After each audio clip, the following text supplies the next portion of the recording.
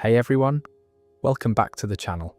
I'm here with another deep dive into the wild world of Reddit drama, and today we're exploring some absolutely unhinged stories from the Am I the subreddit.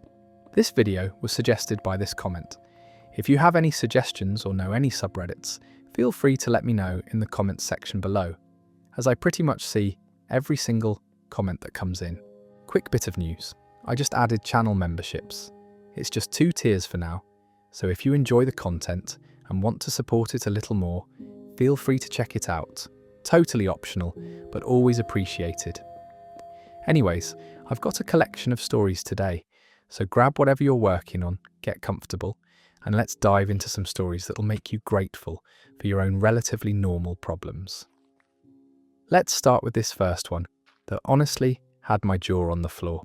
I'm 26 years old and I thought I had my life figured out. Good job, nice apartment, solid group of friends, the kind of stability that takes years to build. My younger sister Emma is 23 and we've always had this weird dynamic where I'm the responsible one and she's the free spirit who somehow always lands on her feet. About 8 months ago, Emma started dating this guy Mike who works in finance. Seemed decent enough when I met him. Polite, well-dressed, the type of guy who brings flowers on the first date. Emma was head over heels from day one, constantly gushing about how he was different from her usual type, how mature and stable he was. Now here's where things get complicated. I work in marketing for a mid-sized tech company, and about 4 months into Emma's relationship with Mike, we hired a new client liaison. You can probably see where this is going. The new hire was Mike, same Mike who was supposedly so in love with my sister that he was already talking about moving in together. At first I figured it was just an awkward coincidence. I kept things professional, didn't mention Emma, and assumed he'd do the same. But Mike had other plans. Within 2 weeks of starting, he was finding excuses to stop by my desk, suggesting we grab coffee to discuss projects that honestly didn't require face-to-face meetings. I'm not stupid. I could tell he was interested, but I kept deflecting. Short responses, busy schedule, always bringing up how great it was that Emma had found someone so wonderful. I thought I was being clear without causing drama. Then came the company holiday party in December.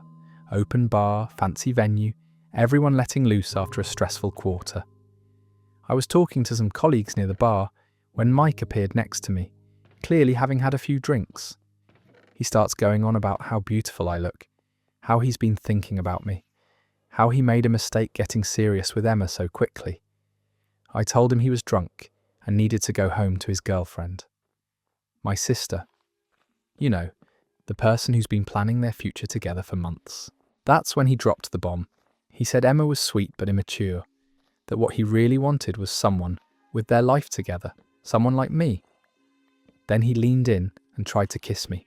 I pushed him away hard enough that he stumbled backward into a cocktail table. Made quite the scene. Half the party turned to stare, drinks went flying, and Mike ended up with cranberry juice all down his white shirt. I grabbed my coat and left without saying goodbye to anyone. The next morning, Emma called me crying. Mike had come home drunk, reeking of alcohol and cranberry juice, and apparently decided the best course of action was to confess everything. But his version of everything was that I had been flirting with him for months, that I came onto him at the party, and that he rejected me. Emma was devastated, not just because her boyfriend had supposedly been pursued by her own sister, but because she felt like I had betrayed her trust. She wouldn't listen when I tried to explain what actually happened. In her mind, why would Mike lie about something like that? Word spread through our family fast. My mum called demanding to know what I was thinking. Trying to steal Emma's boyfriend, my dad sent me a text saying he was disappointed in my behaviour. Even my grandmother, who usually stays out of family drama, left me a voicemail about how sisters should stick together. Meanwhile, at work, Mike was spinning his own narrative, telling people I had been inappropriate with him, that he was considering filing a complaint with HR. The whole office dynamic shifted overnight. Colleagues who used to chat with me at lunch started keeping their distance. My boss pulled me aside and suggested I might want to consider requesting a transfer to a different department. I felt completely trapped. My family thought I was a backstabbing sister. My co-workers thought I was unprofessional. And Mike was walking around playing the victim while still dating Emma like nothing had happened. That's when I decided I needed proof. I started documenting everything. Screenshots of the work messages where Mike suggested unnecessary meetings, email timestamps showing how often he initiated contact. I even reached out to a colleague who had been standing near us during the holiday party incident and asked if they remembered what they saw. But I needed something more concrete, something that would show Emma exactly who she was dating. So I did something that probably makes me a terrible person. I created a fake dating profile, used photos that were clearly me, but from angles where I looked different enough that Mike might not immediately recognize me if he came across the profile. Listed interests that I knew would appeal to him based on months of watching him try to impress me. It took exactly 3 days for him to match with me and send a message. The messages started innocent enough. Basic getting to know you questions, compliments about my photos. But within a week, he was suggesting we meet up for drinks. When I said I was looking for something serious, not just casual dating, he assured me he was single and ready for a real relationship. Single. While he was literally living with my sister and talking about proposing, I kept the conversation going for 2 more weeks, building up enough evidence to show that Mike was actively pursuing other women while in a committed relationship with Emma. The messages got increasingly inappropriate. He sent photos of himself that were clearly taken in Emma's bathroom. He talked about how he was tired of dating someone who wasn't on his level professionally. The worst part was when he started comparing his current girlfriend to me, not knowing he was actually talking to me. He said Emma was too clingy, too emotional, that he needed someone more mature and independent, someone who understood ambition. I screenshot everything. Then I had to figure out how to tell Emma without revealing that I had catfished her boyfriend. I couldn't just show up with a fake dating profile and expect her to believe me. She already thought I was trying to sabotage her relationship. So I did something even more morally questionable. I told Emma I had seen Mike on a dating app while I was swiping through profiles myself. I said I wasn't sure if it was really him, but it looked like his photos, and the profile said he was single. Emma demanded to see the profile. I showed her the screenshots on my phone, conveniently leaving out the parts where I was the one he had been messaging. She went quiet for a long time, just staring at the photos of her boyfriend, advertising himself as available. Then she asked if I could help her figure out if he was actually talking to other women. That's when I showed her the conversation screenshots, told her a friend of mine had matched with him and sent me the messages because she recognized him from Emma's social media posts. Emma read through every single message, the lies about being single, the complaints about his current girlfriend, the suggestions for meeting up. Her face went through every emotion: shock, hurt, anger, disgust. She confronted Mike that night. I wasn't there, but according to Emma, he tried to deny it at first, then claimed it was just harmless flirting, then finally admitted he had been feeling trapped in their relationship and was looking for a way out. Emma kicked him out immediately, changed the locks, blocked his number, told him never to contact her again, but here's where it gets complicated. The next week at work, Mike cornered me in the break room. He was furious, accusing me of sabotaging his relationship, saying he knew I had something to do with Emma finding out about the dating profile. I played dumb, told him I had no idea what he was talking about, that maybe he should have thought about the consequences before cheating on his girlfriend. That's when he threatened me, said if I didn't stay out of his business, he would make sure everyone at the company knew exactly what kind of person I was. That he would destroy my reputation the same way I had destroyed his relationship. I looked him straight in the eye and told him to do his worst. That unlike him, I hadn't actually done anything wrong. The next day, Mike submitted his resignation. No explanation, no 2 weeks' notice, just packed up his desk and left. Emma and I are slowly rebuilding our relationship. She apologized for not believing me about the holiday party incident, and I apologized for not handling the situation better from the beginning. We're getting there, but I still haven't told her about the fake dating profile. Part of me thinks she deserves to know the whole truth, and part of me thinks it would just hurt her more to know how elaborate my deception was, even if it was meant to protect her. My family has mostly come around, though there's still some awkwardness at gatherings. My mum keeps making comments about how family should communicate better, clearly aimed at me.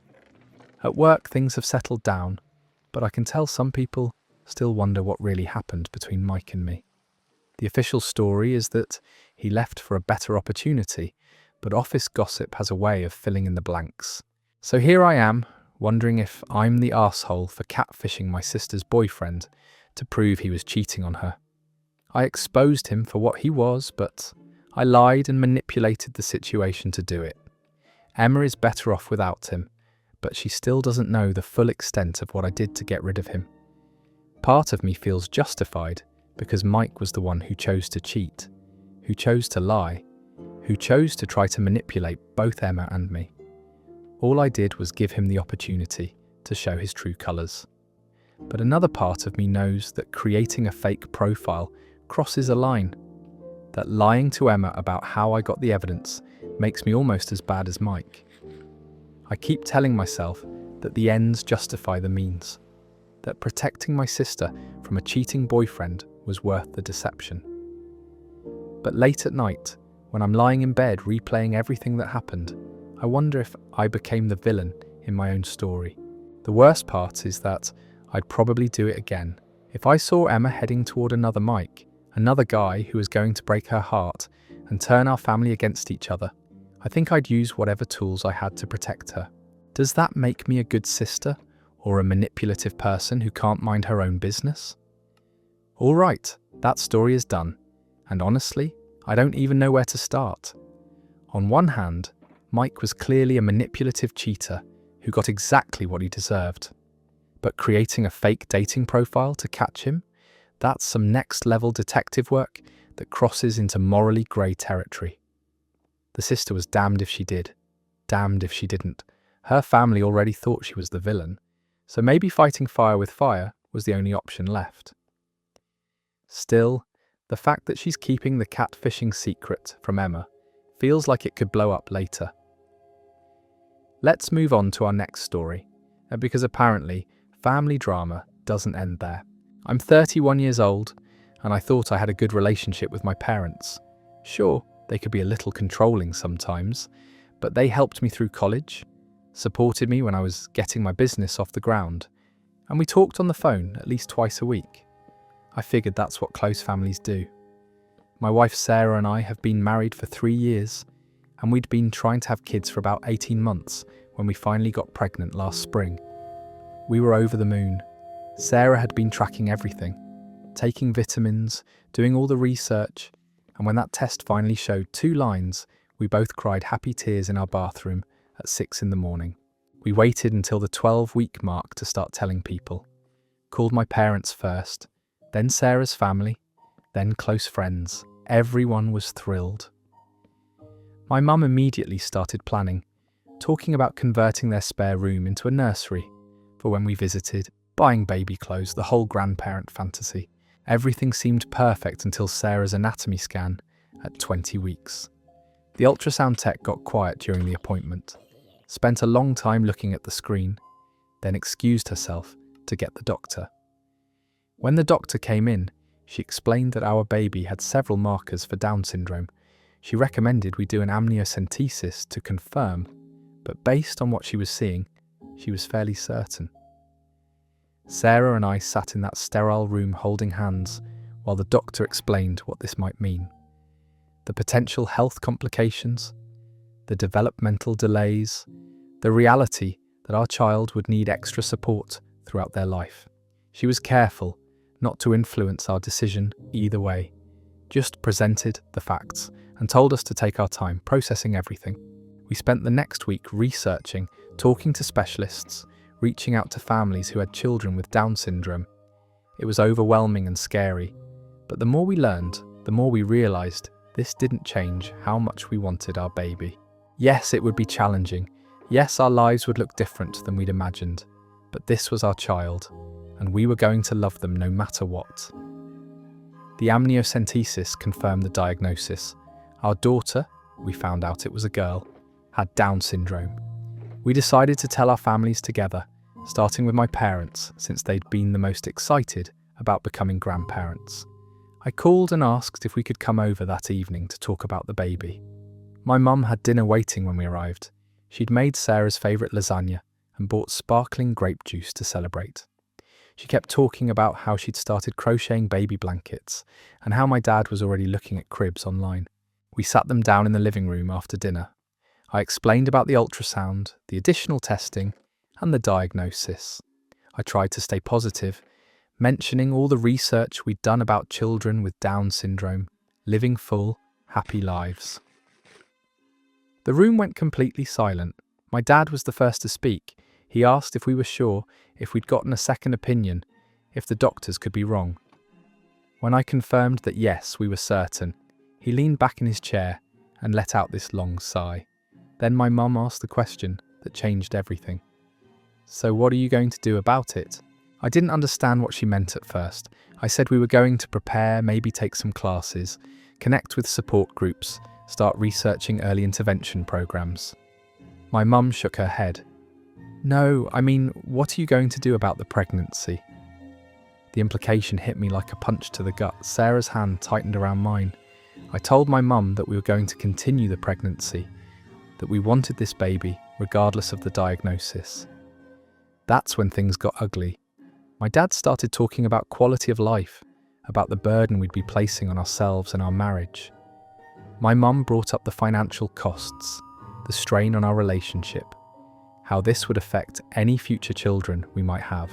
They used words like difficult and realistic and responsible decision. They never said the word abortion directly, but they didn't have to. Their message was crystal clear. Sarah started crying. These were supposed to be our baby's grandparents, the people who would love and support our child unconditionally. Instead, they were suggesting we terminate the pregnancy because our daughter wouldn't be normal.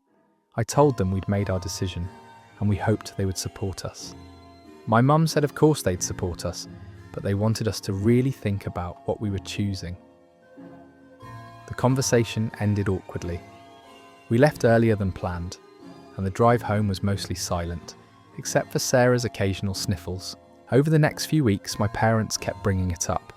Phone calls where my mum would mention articles she'd read about the challenges of raising special needs children. My dad would send me links to financial planning websites, highlighting the costs of lifelong care. They framed it as concern, as wanting us to be prepared. But it felt like they were trying to wear us down, to convince us to change our minds while we still could. The breaking point came at 28 weeks. We were having a family barbecue at my parents' house. Sarah was showing now clearly pregnant, and she'd been excited to see everyone and talk about baby plans. My aunt was there with her kids, and she was gushing over Sarah's bump, asking about nursery themes and baby names. Sarah was glowing, talking about how we'd decided on Emma for our daughter's name. That's when my mum pulled my aunt aside. I couldn't hear the whole conversation, but I caught enough. Words like complications and difficult situation, and not what we expected. When my aunt came back over, the energy had completely shifted. She was still polite to Sarah, but the excitement was gone. Instead of asking about the baby, she started talking about the weather. I confronted my mum in the kitchen, asked her point blank what she'd said to my aunt.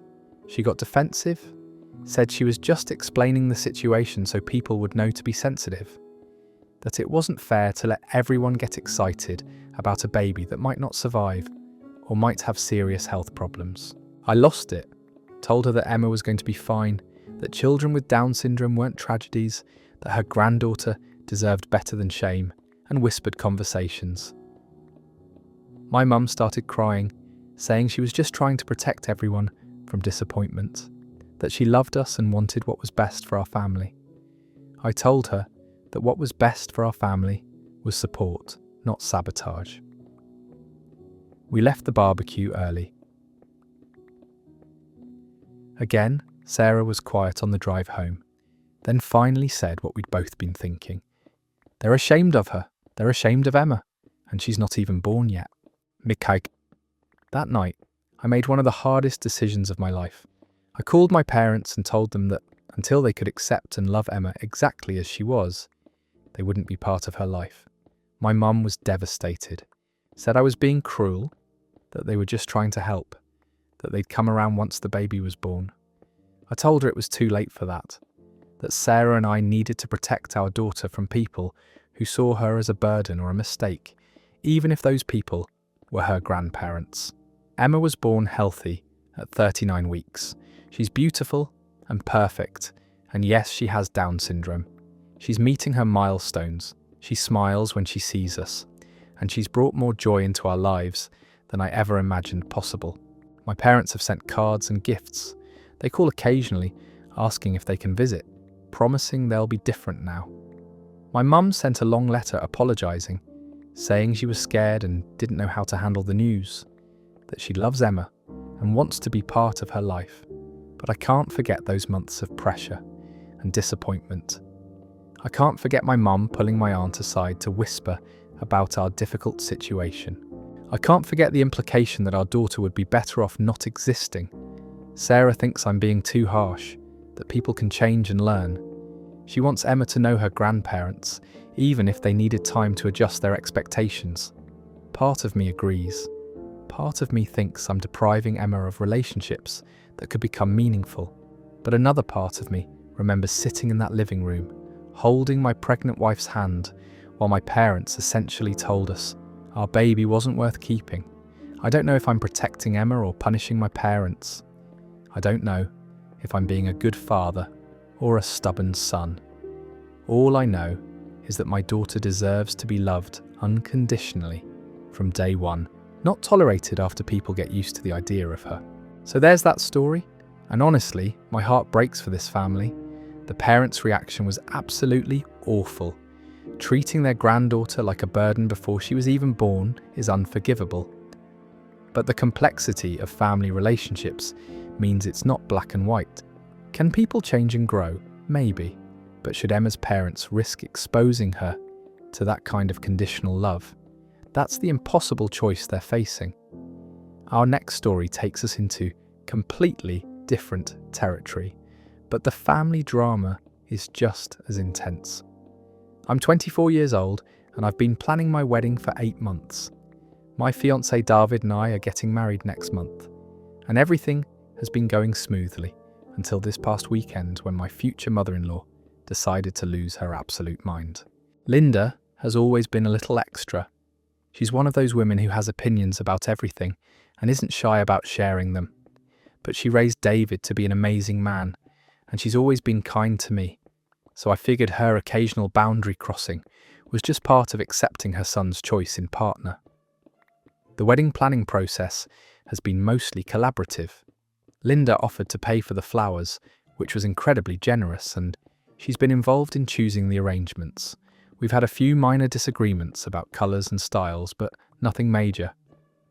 Last month, Linda asked if she could see my wedding dress.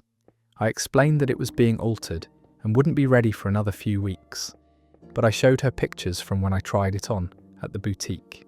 It's a classic A-line dress, ivory satin with delicate lace sleeves and a chapel train. Nothing too revealing, nothing inappropriate, just elegant and timeless. I felt like a princess when I tried it on, and David nearly cried when he saw the photos.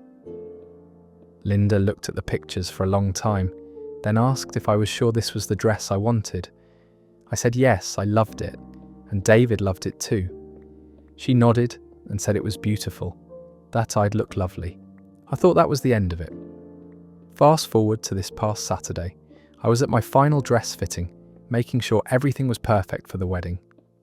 The seamstress had done an amazing job with the alterations, and the dress fit like it was made for me. I was standing on the platform, in front of the three-way mirror, admiring how the lace caught the light. When Linda walked into the boutique, I was surprised to see her, since we hadn't planned to meet up. She said she was in the area and wanted to see how the alterations turned out. The boutique staff brought out a chair for her, and she sat down, while I showed off the final result. I did a little spin, pointed out how perfectly the sleeves fit now, how the hem was exactly the right length with my shoes. Linda was quiet for a minute, then asked if we could have some privacy to talk. The seamstress and boutique manager stepped away, and Linda stood up from her chair. She walked around me slowly, like she was inspecting the dress from every angle. Then she said the words that are still echoing in my head. "You know, I wore white to my wedding too. Back then, it meant something." I didn't understand what she was getting at first. I asked her what she meant. Linda looked me straight in the eye and said, "White is for virgins, dear. Maybe you should consider ivory or champagne instead." The room went dead silent. I could feel my face burning with embarrassment and anger. I told Linda that my dress was ivory, not white, and that even if it was white, the colour of my wedding dress was none of her business. She shook her head and said she was just trying to help me avoid any awkwardness, that some of the older guests might have opinions about my choice to wear white when David and I had been living together for 2 years. I was so shocked that I couldn't even form words. This woman was standing in a bridal boutique in front of strangers, questioning my right to wear the dress I'd chosen based on my sexual history. Linda kept going. She said she wasn't judging me, that times had changed, but that I should think about what message I was sending, that maybe a nice blush or sage green would be more appropriate for someone in my situation. That's when I found my voice. I told Linda that my dress was perfect, that I wasn't changing anything, and that her opinion about my personal life was completely inappropriate. She got defensive, said she was just looking out for the family's reputation, that she didn't want people talking or making assumptions. I asked her exactly what people would be assuming, and what that had to do with her. Linda's face got red. She said that as David's mother, she had a right to be concerned about how the wedding would be perceived, that she'd invited friends and family members who had traditional values. I told her that anyone who had a problem with my dress could stay home. The boutique manager must have heard our voices getting louder because she came back over and asked if everything was okay.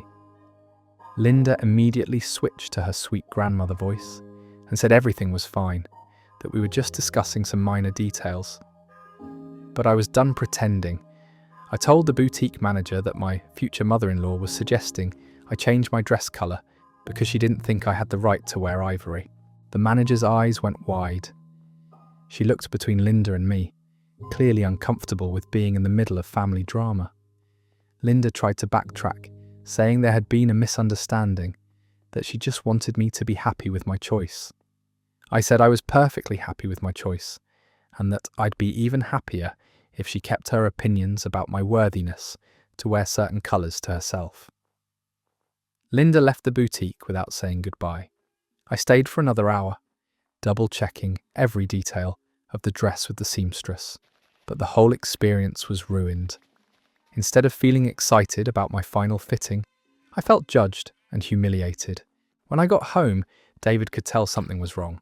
I told him what happened, and he was furious. He called his mother immediately and told her she owed me an apology. According to David, Linda said she'd been misunderstood, that she never meant to imply anything inappropriate, that she was just trying to help me make the best choice for our special day. David wasn't buying it. He told her that questioning my right to wear ivory was completely out of line, and that she needed to apologise and promise it wouldn't happen again. Linda apparently started crying, saying she felt like she was being attacked for caring about the wedding, that she'd only been trying to help, and now everyone was mad at her. David stood his ground. He said her help wasn't needed when it came to my dress, and that she needed to respect my choices. The next day, Linda sent me a text message apologising for any misunderstanding. She said she thought my dress was beautiful and that she was looking forward to seeing me wear it on our special day. But the apology felt hollow. She said she was sorry for the misunderstanding, not for what she actually did. She didn't acknowledge that questioning my right to wear ivory was inappropriate, just that I'd misunderstood her intentions. I showed the text to David, and he agreed that it wasn't really an apology. He called her again and asked her to clarify exactly what she was apologising for. That's when Linda finally admitted that she shouldn't have commented on my dress choice, and that my personal life was none of her business. But then she added that she hoped I understood. She was just trying to protect me from judgment. It's like she can't help herself. Even when she's apologising, she's still implying that there's something to judge me for. The wedding is in 3 weeks. Linda is still planning to attend, and she's still paying for the flowers. But the relationship feels different now. I can't shake the feeling that she sees me as not quite good enough for her son, not quite worthy of the traditional white dress and fairy tale wedding. David is caught in the middle. He's furious with his mother, but she's still his mother. He wants to protect me, but he also doesn't want to destroy his relationship with Linda over one terrible conversation. I keep going back and forth between wanting to uninvite her and wanting to prove her wrong by looking absolutely stunning in my ivory dress. Part of me wishes I'd just told her to mind her own business and walked away. But another part of me is glad this happened now, so I know exactly what kind of person I'm dealing with for the rest of my marriage. I'm wearing my ivory dress, and I'm going to look beautiful in it. But I'll never forget that my future mother-in-law thought I didn't deserve to. Wow, just wow. Linda really thought she could police someone else's wedding dress based on outdated and frankly disgusting ideas about purity and worthiness.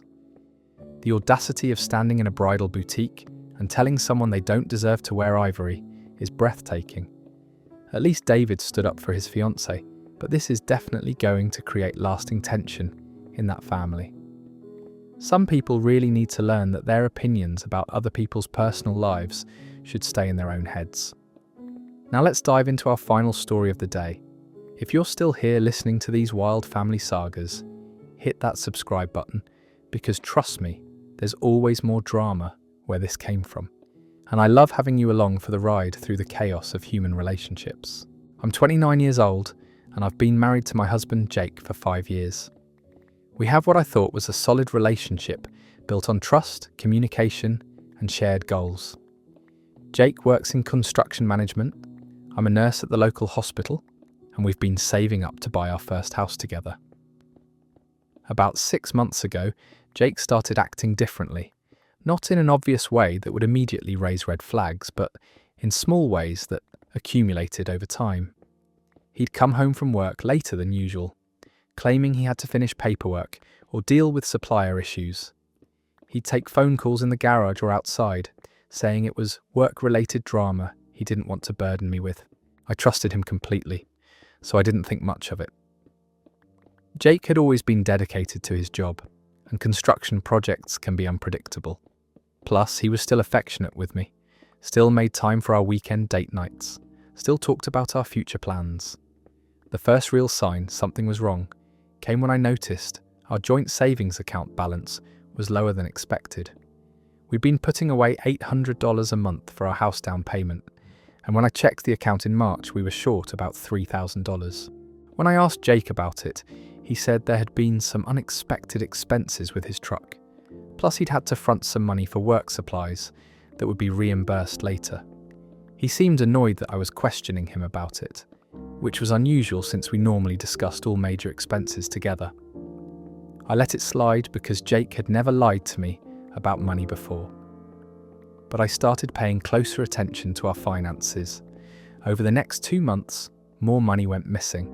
Small amounts at first, then larger withdrawals that Jake explained away with increasingly elaborate stories. Equipment rentals, emergency repairs, advances he'd given to crew members who were struggling financially. By May, we were missing almost $8,000 from our house fund. That's when I decided to do some investigating. I started by calling Jake's company to ask about the reimbursements he'd mentioned. The office manager was confused, said there hadn't been any employee advances or equipment rentals that would require Jake to pay out of pocket. I felt sick. Jake was lying to me about where our money was going, and I had no idea why. I considered confronting him directly, but something held me back. Maybe it was intuition, or maybe it was the memory of how defensive he'd gotten when I asked about the first missing money. I decided I needed more information before having that conversation. So I did something I never thought I'd do in my marriage. I started keeping track of Jake's schedule without telling him. I noted when he said he'd be working late, when he claimed to have weekend projects, when he took those mysterious phone calls. Then I started spot-checking his stories. I'd drive by his job sites during lunch breaks, or call his office to ask if he was available. More often than not, Jake wasn't where he said he'd be. The pattern became clear pretty quickly. Jake was disappearing for hours at a time, multiple times a week, and lying about where he was going. I was terrified he was having an affair. The missing money, the secret phone calls, the unexplained absences, it all pointed to him spending our savings on another woman. But when I finally worked up the courage to follow him one evening, the truth was somehow worse than I'd imagined. Jake drove to a strip mall about 20 minutes from our house and parked outside a small storefront with tinted windows. The sign said Lucky 7 Gaming, and there were neon lights in the windows advertising poker and slot machines. I sat in my car and watched my husband walk into an underground casino. He stayed for 4 hours. When he came out, his shoulders were slumped and he looked defeated. I followed him home at a distance, my mind racing with questions and anger and disbelief. Jake had been gambling away our house down payment, our future, our financial security, and he'd been lying to my face about it for months. When I confronted him that night, he broke down completely. Through tears, he admitted that he'd started going to the casino a few months earlier when a co-worker invited him to check it out. He said it was just supposed to be a one-time thing, something fun to blow off steam after stressful days at work. But he'd won $300 on his first visit, and that rush of easy money hooked him immediately. Jake told me he'd convinced himself he could win back more than he was spending, that he'd be able to replace the money he'd taken from our savings and maybe even add to it. He said every time he lost, he'd think one more session would turn things around. He was in deep, not just the $8,000 from our joint account, but he'd maxed out 2 credit cards I didn't know about and borrowed money from his brother. All told, he was about $15,000 in debt. I was devastated. Not just because of the money though, that was crushing enough, but because Jake had looked me in the eye for months and lied. He'd let me believe we were building toward our shared goals, while he was systematically destroying our financial future. Jake begged for forgiveness. He promised he'd stop gambling, that he'd get help, that he'd do whatever it took to earn back my trust. He said he'd been afraid to tell me because he knew how disappointed I'd be, and he kept thinking he could fix it before I found out. I told him I needed time to think. I spent that night at my sister's house, trying to process everything. The next morning, Jake had already researched Gamblers Anonymous meetings and made an appointment with a financial counselor. He'd also called his brother to confess about the loan and ask for help creating a repayment plan. He seemed genuinely remorseful and committed to making changes, but I couldn't shake the feeling that he was only sorry because he'd been caught. I agreed to try working through it, but with conditions. Jake had to attend GA meetings twice a week. We had to go to couples counselling, and I was taking over all our finances until he could prove he was trustworthy again. For the first month, things seemed to be improving. Jake was going to his meetings, participating actively in therapy, and being completely transparent about his whereabouts. He'd text me photos of where he was during his lunch breaks, call me when he left work, he even let me track his location on his phone. But then I found out he'd been lying about the extent of his gambling problem. I was organising our paperwork for the financial counsellor when I discovered bank statements for an account I didn't know existed. Jake had opened a separate checking account 6 months earlier and had been funneling money into it from his paychecks. That account showed gambling losses totaling over $30,000. $30,000. Money that should have been going toward our mortgage, our groceries, our shared life. Money he'd hidden from me while I was working extra shifts at the hospital to boost our savings. When I confronted Jake with the statements, he initially tried to deny they were his. Then he claimed the account was old and he'd forgotten about it. Finally, he admitted the truth. He'd been hiding the full scope of his addiction because he didn't want to lose me. That's when I realised Jake wasn't just a gambling addict. He was a pathological liar who would say anything to avoid consequences. I told him I was done, that I couldn't build a life with someone who had spent months deceiving me about something so fundamental to our relationship. Jake fell apart. He said he'd do anything to save our marriage, that he'd never gamble again, that he'd spend the rest of his life making it up to me. But I was already mentally checked out. The man I'd married wouldn't have stolen from our joint account. The man I'd married wouldn't have looked me in the eye and lied for months. The man I'd married wouldn't have prioritized his addiction over our future together. I filed for divorce 2 weeks later. Jake has been trying to convince me to reconsider ever since. He's still going to GA meetings, he's gotten a second job to start paying back the debt, and he's sent me countless texts apologizing and promising to change. But trust, once broken this completely, doesn't just magically repair itself. Even if Jake never gambles again, how will I ever believe him when he says he's working late? How will I ever feel secure in our financial decisions? How will I ever stop wondering what else he might be hiding from me? Some of our mutual friends think I'm being too harsh. They say addiction is a disease, that Jake deserves a chance to make amends, that our marriage vows included, for better or worse. My family, on the other hand, thinks I should have left him the moment I found out about the gambling. I'm somewhere in the middle, wondering if I'm giving up too easily on someone I loved for 5 years, or if I'm finally standing up for myself after months of being manipulated and deceived. The divorce will be finalised next month. Jake will keep his debt, and I'll keep what's left of my sanity. I still love the man I thought I married, but that man never existed. The real Jake is someone who could lie to my face while stealing our future, and I can't spend the rest of my life waiting for him to become someone trustworthy. So that's where that story ends, and honestly, I don't blame her one bit. $30,000 in hidden gambling debt. That's not a mistake or a momentary lapse in judgment. That's a sustained pattern of deception that destroys the very foundation of a marriage. You can't build a life with someone when you can't trust them with basic honesty about money.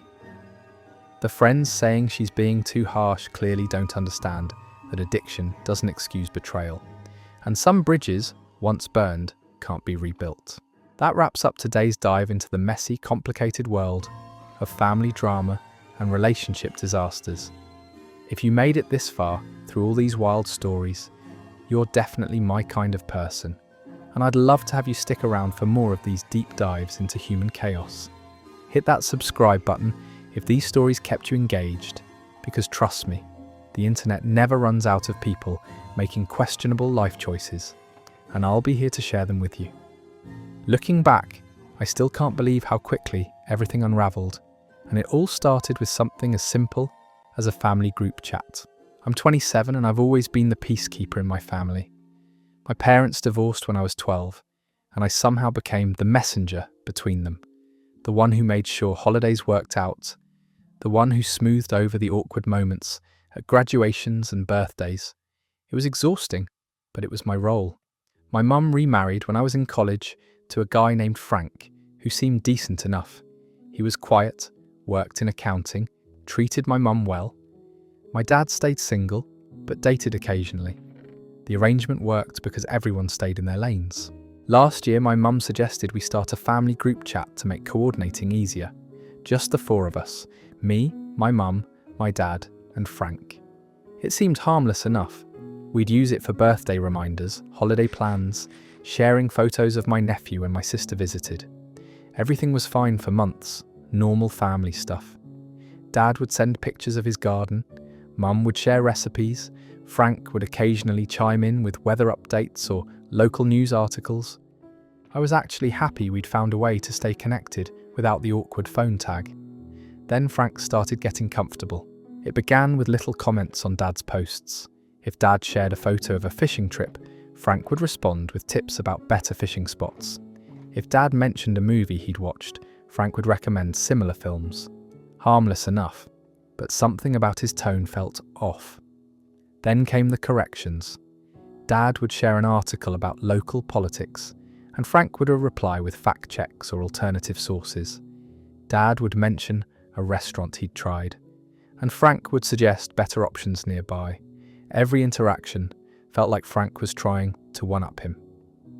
Dad started responding less frequently to the group chat.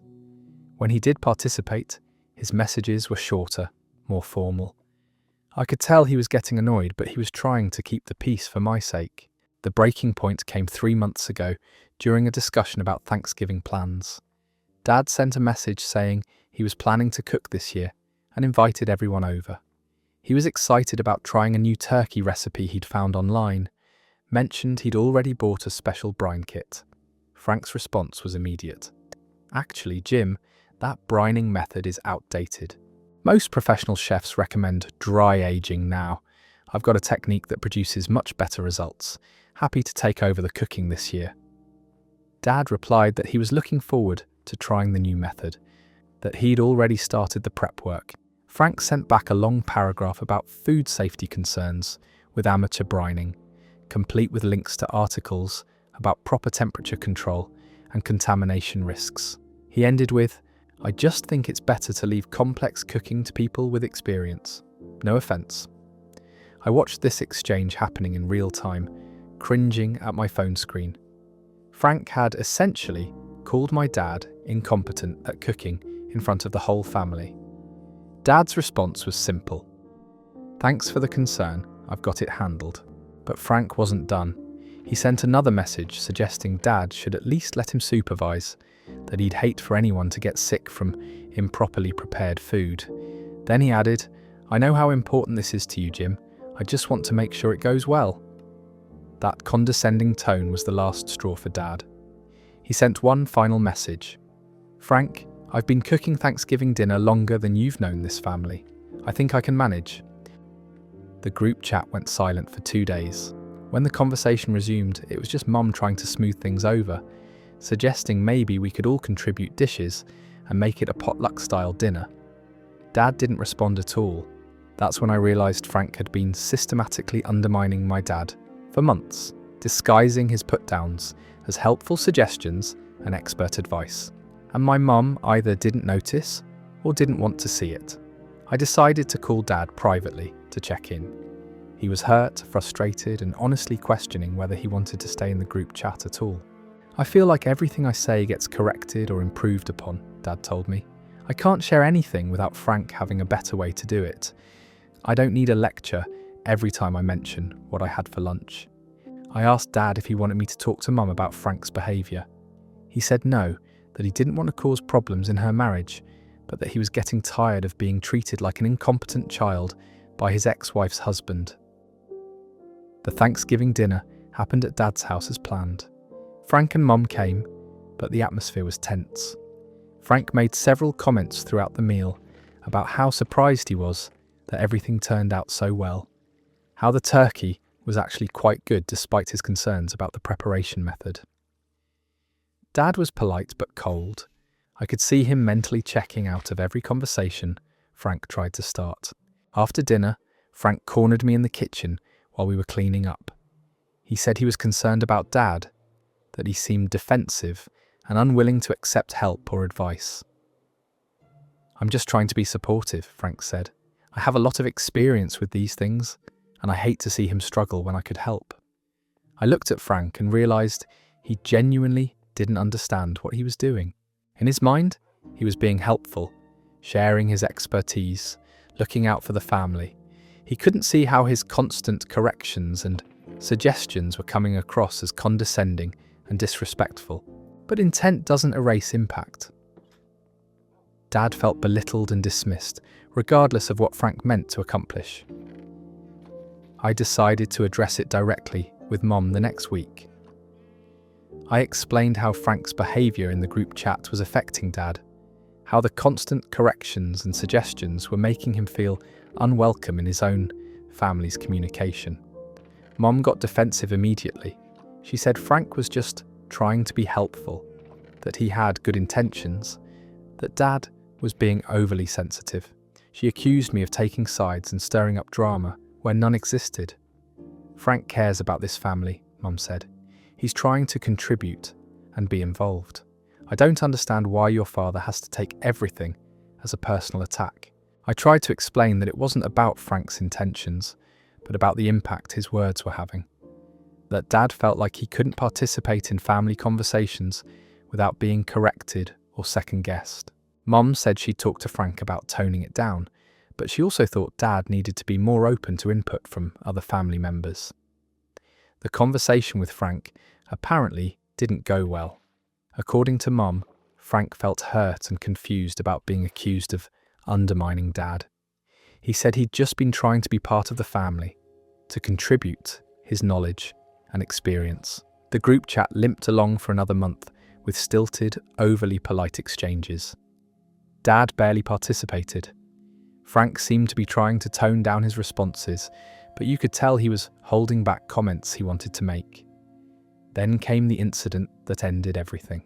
Dad shared a photo of a bookshelf he'd built in his den. He was proud of it. He'd designed it himself, measured everything carefully, spent weeks working on it in his garage. It looked great, and he was excited to show it off. Frank's response came an hour later. "Nice work, though I noticed the spacing between shelves isn't quite even. Probably should have used a jig for consistency. Also, looks like the wood could use another coat of stain, but not bad for a first attempt." Dad immediately left the group chat, just disappeared from the conversation entirely. I called him that night, and he was done, completely done. "I shared something I was proud of," Dad said, "something I'd worked hard on and felt good about. And the first response I get is a list of everything wrong with it. I'm not doing this anymore." Dad blocked Frank on social media and asked me not to share his contact information with him. He said he was happy to maintain a relationship with Mom, but it would have to be separate from Frank. Mum was devastated. She said Frank was heartbroken, that he'd never meant to hurt anyone, that the whole situation was being blown out of proportion. But Dad was firm. He said he was too old to spend his time walking on eggshells around someone who couldn't resist pointing out his flaws and shortcomings. It's been 2 months since Dad left the group chat, and the family dynamic has completely shifted. Mum and I text separately now. Dad and I have our own conversations. Frank sends me occasional messages trying to understand what went wrong, asking if there's anything he can do to fix things. I feel terrible for everyone involved. Frank really doesn't seem to understand how his behaviour came across. Mum is caught between her husband and her ex-husband, trying to maintain relationships with both. Dad is hurt and frustrated, but also relieved to be out of a situation that was making him miserable. The thing is, Frank isn't a bad person. He's knowledgeable, he does want to help, and I think he genuinely cares about the family. But he has this need to be the expert in every conversation, to improve upon everything anyone else shares. He can't just let people have their moments without adding his commentary. And Dad isn't wrong to be tired of it. Nobody wants to feel like they're constantly being graded on their life choices by someone who married into the family 5 years ago. I don't know if this rift will ever heal. Frank would need to fundamentally change how he interacts with people. And that's not easy for someone who doesn't fully understand what they're doing wrong. Dad would need to be willing to give him another chance. And right now, that seems unlikely. What started as a simple family group chat to stay connected ended up revealing incompatible communication styles that nobody knew how to navigate. Sometimes trying to bring people together just highlights all the ways they don't fit, and that's the end of that mess. The sad thing is, Frank probably thought he was being the helpful stepdad, sharing his wisdom and expertise with the family. But there's a difference between being helpful and being a know-it-all who can't let anyone else shine for 5 minutes. Dad was absolutely right to protect his peace, even if it meant blowing up the family dynamic. Some people really need to learn when to keep their corrections to themselves. Now let's move into our next story, which deals with an entirely different kind of family boundary issue. I'm 33 years old, and I've been married to my wife Jessica for 7 years. We have 2 kids, ages 5 and 3, and up until recently, I thought we had a pretty solid co-parenting system worked out. Jessica stays home with the kids, I work full-time as a software engineer, and we split the evening and weekend responsibilities pretty evenly. The issue started about 4 months ago when Jessica began what she calls her wellness journey. It began innocently enough with her joining a yoga studio and buying organic groceries. I was supportive because she'd been feeling stressed and overwhelmed with the kids, and if yoga and healthier eating helped her feel better, I was all for it. But then the wellness journey expanded. Jessica started following various Instagram influencers who promoted natural living and alternative health practices. She began buying expensive supplements, essential oils, and organic everything. Our grocery bill doubled seemingly overnight. I expressed some concern about the spending, but Jessica assured me these were investments in our family's health. She said she was learning so much about toxins in everyday products and how we could protect our children by making better choices. Then she started making changes to the kids' routines without discussing it with me first. I came home from work one day to find Jessica had thrown away all of our kids' regular shampoo, soap, and toothpaste. She'd replaced everything with expensive organic alternatives that cost 3 times as much. When I asked her about it, she explained that she'd learned about the harmful chemicals in conventional personal care products. She showed me articles and Instagram posts about parabens and sulfates and how they could disrupt hormones and cause developmental issues. I said I appreciated her research, but I wished she'd talked to me before making such a big change and expense. Jessica got defensive and said she was just trying to protect our children, that she couldn't believe I'd rather save money than keep our kids safe. That became the pattern. Jessica would learn about some new health concern from her online communities and immediately implement changes to our household without any discussion. Regular laundry detergent was replaced with an organic version that cost 4 times as much. She threw away our cleaning supplies and bought expensive, all-natural alternatives. The kids' diets changed dramatically. No more regular snacks or treats. Everything had to be organic, non-GMO, and free from artificial ingredients. Their lunchboxes went from normal kid food to elaborate arrangements of organic fruits, vegetables, and specialty items that cost a fortune.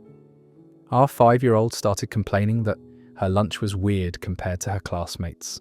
She asked why she couldn't have the same crackers and fruit snacks as everyone else. Jessica told her that other parents didn't care about their children's health as much as we did. That comment bothered me, but when I brought it up with Jessica, she said she was just trying to teach our daughter to make healthy choices. She didn't understand why I had a problem with that. The breaking point came when Jessica decided to take the kids off their regular vitamins and give them a special supplement regimen she'd learned about online. She bought hundreds of dollars worth of specialty vitamins, probiotics, and herbal supplements. She created a complex daily routine where the kids had to take multiple pills and liquid supplements at specific times. Our 3-year-old hated the taste of most of the supplements and would cry every morning when Jessica tried to give them to him. Our 5-year-old complained that her stomach hurt after taking all the pills. When I suggested maybe we should check with their pediatrician before giving them so many supplements, Jessica got angry. She said doctors were part of the problem, that they were trained to push pharmaceuticals instead of addressing root causes with natural solutions. I was shocked. Jessica had never expressed anti-medical sentiments before. She'd always been reasonable about healthcare decisions, but now she was questioning everything from our pediatrician's advice to the kids' vaccination schedule. She joined online groups that reinforced these beliefs and provided her with articles and testimonials that supported her new worldview. I tried to have rational conversations with her about balancing natural approaches with conventional medicine, but Jessica saw any pushback as me not caring about our children's well-being. The final straw came when our 3-year-old developed an ear infection. Instead of taking him to the doctor, Jessica wanted to treat it with essential oils and herbal remedies she'd learned about online. I insisted we see the pediatrician. Our son was in pain, running a fever, and clearly needed medical attention. Jessica reluctantly agreed, but spent the entire appointment questioning the doctor's recommendations and asking about natural alternatives. When the doctor prescribed antibiotics, Jessica refused to fill the prescription. She said she wanted to try natural treatments first. that antibiotics would damage our son's gut microbiome and weaken his immune system. I was furious. Our child was suffering, and Jessica was prioritizing her wellness ideology over his immediate health needs. That night, while Jessica was at her yoga class, I took our son to urgent care and filled the antibiotic prescription. Within 24 hours, his fever broke, and he was feeling much better. When Jessica found out what I'd done, she was livid. She accused me of going behind her back, of not respecting her role as the primary caregiver, of not caring about the long-term consequences of pumping our child full of chemicals. I told her I cared more about our son's immediate health than her internet research. That seemed to be the wrong thing to say. Jessica said I was being dismissive of everything she'd learned, that I wasn't taking her concerns seriously, that she felt like she was fighting for our children's health all alone. We've been in this standoff for weeks now. Jessica continues to follow her strict wellness protocols for herself and tries to impose them on the kids when I'm not around. I've started keeping regular food and products hidden in my office so the kids can have normal snacks and basic necessities. Our kids are caught in the middle. They don't understand why mommy and daddy disagree about what they can eat or what vitamins they have to take. Our 5-year-old has started asking if she's sick because mommy gives her so much medicine. Jessica has suggested we see a naturopathic doctor who can help us find a middle ground. I've suggested we see a marriage counsellor who can help us communicate better about parenting decisions. Neither of us has budged. I love my wife, but I feel like she's been taken in by a community that profits from fear-mongering about everyday products and medical care. She's spending thousands of dollars on supplements and specialty items while questioning proven medical treatments. But Jessica sees me as someone who doesn't care about our family's health, who's willing to expose our children to toxins and chemicals because I'm too lazy or cheap to make better choices. We're at an impasse, and I don't know how to bridge this gap without one of us completely abandoning our position. The scary part is that Jessica's convictions are getting stronger, not weaker. The online communities she's part of reinforce her beliefs and provide explanations for any pushback she encounters.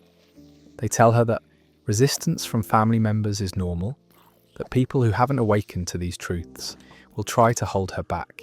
I'm worried about what happens next. Will Jessica start refusing medical care for the kids entirely? Will she pull them out of school because she doesn't trust the environment? Will our marriage survive this fundamental disagreement about how to raise our children? I never thought I'd be in a position where I'd have to choose between supporting my wife and protecting my kids from her well-intentioned but potentially harmful decisions. Right now, I'm doing both, and it's exhausting. That story hits different, because you can see how genuine concern for family health spiraled into something potentially dangerous. Jessica's heart was in the right place, but she got sucked into online communities that prey on parental anxiety and turn normal people into medical conspiracy theorists. The husband was absolutely right to prioritize his son's immediate health over his wife's Instagram-informed treatment plans. Sometimes loving someone means protecting your kids from their misguided attempts to protect the kids. Let's move to our final story of the day, which takes us into workplace drama territory. I'm 25 years old, and until last month, I thought I had landed my dream job. I work as a graphic designer for a small marketing agency that specializes in local businesses. The pay was decent, the work was creative, and my boss seemed laid back and supportive during the interview process. The agency has 6 employees total: the owner Marcus, 2 account managers, another designer, an intern, and me. It's the kind of place where everyone wears multiple hats, and the atmosphere is supposed to be collaborative and casual. For the first few months, everything seemed great. Marcus gave me interesting projects, praised my work, and made me feel like a valued part of the team. I was designing logos, creating social media content, working on website layouts, exactly the kind of diverse portfolio building work I'd hoped for. The problem started when Marcus began asking me to stay late to work on rush projects. At first it seemed reasonable, Client emergencies happen, deadlines get moved up, and I was the newest team member trying to prove myself. When Marcus asked if I could stay an extra hour or two to finish something urgent, I said yes without hesitation. But the late nights became more frequent and longer. What started as occasionally staying until 7 became regularly staying until 9 or 10.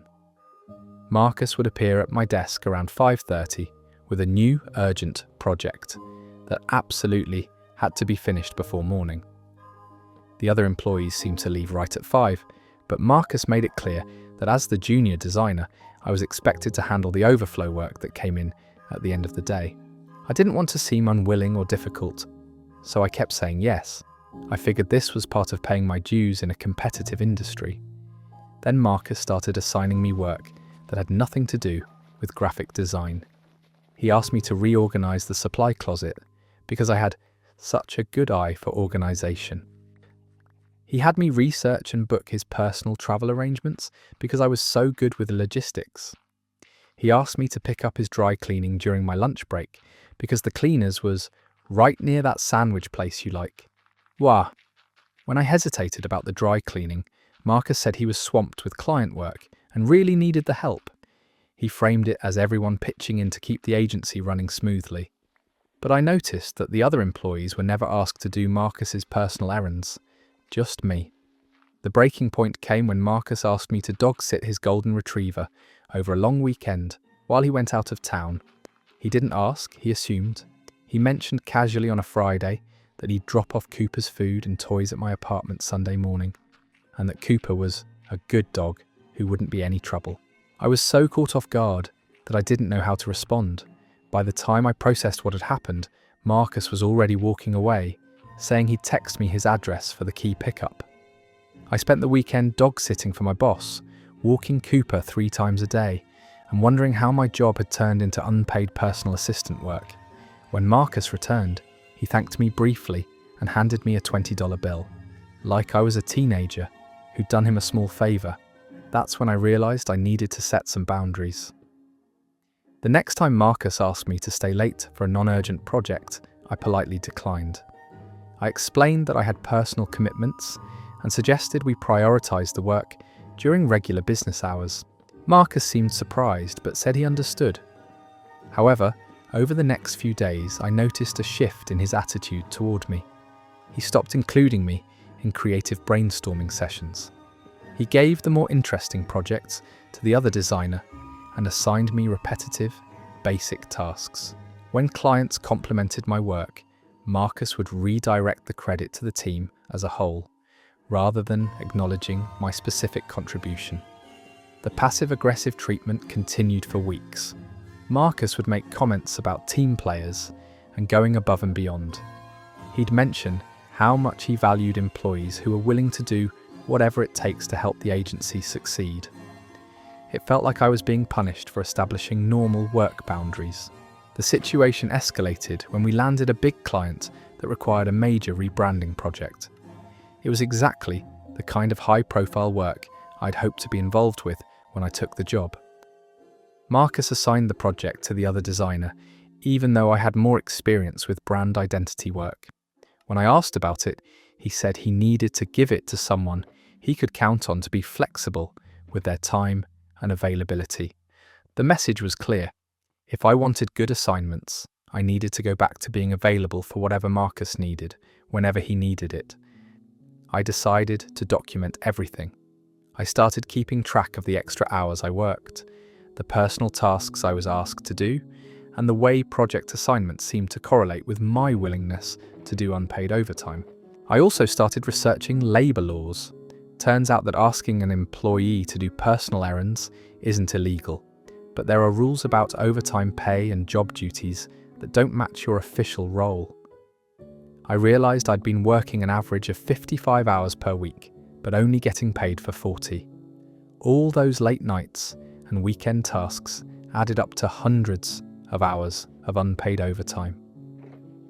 I decided to address it directly with Marcus. I requested a meeting and presented my documentation of the extra hours and tasks. I explained that I loved the design work, but felt like my role had expanded beyond what was discussed when I was hired. Marcus got defensive immediately. He said that in a small agency, everyone has to wear multiple hats and be willing to go above and beyond. He suggested that maybe I wasn't a good fit for the collaborative culture they'd built. I asked about compensation for the overtime hours I'd been working. Marcus said that as a salaried employee, I was expected to work whatever hours were necessary to get the job done.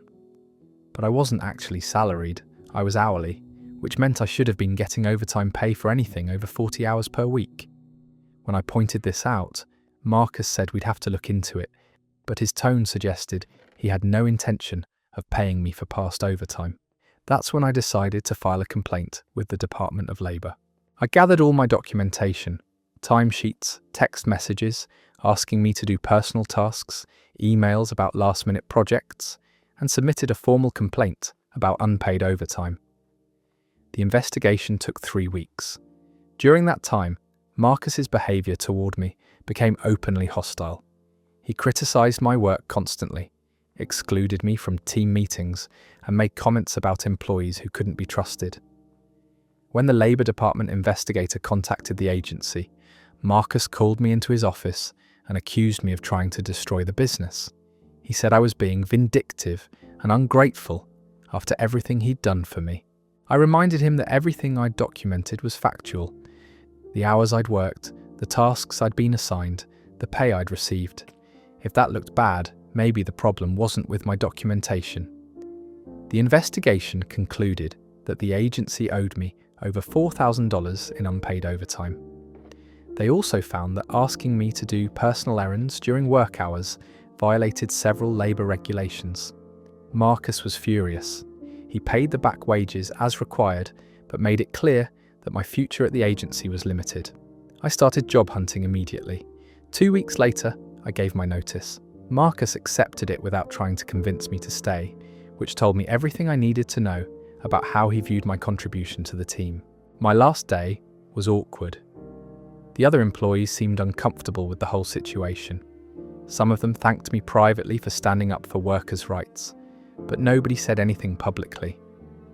Marcus gave me a lukewarm reference letter and wished me luck in my future endeavours. The subtext was clear. He was glad to see me go. I found a new job within a month at a larger agency with clear policies about overtime, job duties, and work-life balance. The pay is better, the projects are more challenging, and nobody has asked me to pick up their dry cleaning. Looking back, I realise I should have set boundaries much earlier. I let Marcus take advantage of my eagerness to prove myself, and by the time I spoke up, the relationship was already damaged. But I don't regret filing the complaint. Marcus was breaking labour laws and taking advantage of a young employee who didn't know better. If I hadn't stood up for myself, he would have kept exploiting whoever came after me. I heard through industry contacts that Marcus had to implement new policies about overtime and job duties after my complaint. Apparently, the Labour Department investigation made him realise how many regulations he'd been violating with other employees too. Part of me feels bad about how it ended. I genuinely liked the creative work and wanted to build a career there. But I learned that no job is worth sacrificing your dignity or legal rights, no matter how much you want to succeed. The experience taught me to recognise the difference between paying your dues and being exploited. There's nothing wrong with working hard and going above and beyond occasionally, but when your boss starts treating you like a personal assistant instead of a professional, it's time to push back. I'm in a much better place now, working for people who respect boundaries and understand that good employees deserve fair treatment. Sometimes standing up for yourself means burning bridges, but some bridges aren't worth preserving. And that's the end of that workplace nightmare. Marcus really thought he could turn his graphic designer into a personal servant and then act shocked when she had the audacity to expect fair pay for her work. The entitlement of small business owners who think labour laws don't apply to them never ceases to amaze me. At least she got her back pay and found a better job. Sometimes the best revenge is just moving on to something better. That wraps up another deep dive into the wild world of human drama and questionable decision-making. If you're still here after all these stories of family feuds, wellness cult rabbit holes, and workplace exploitation, you're definitely cut out for the long haul of internet storytelling. These kinds of messy, complicated situations happen every day, and somehow people keep sharing them online for our entertainment and moral judgment.